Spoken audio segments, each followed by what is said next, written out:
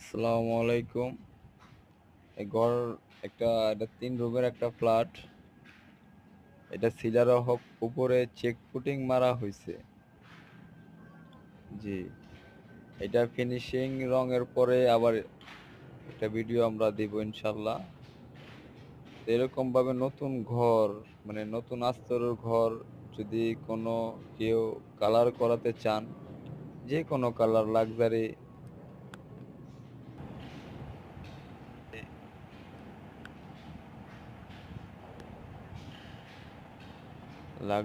Plastic print, ডিসটেম্বার যে colour করাতে চান তো পেজে আমার নাম্বার দেওয়া আছে।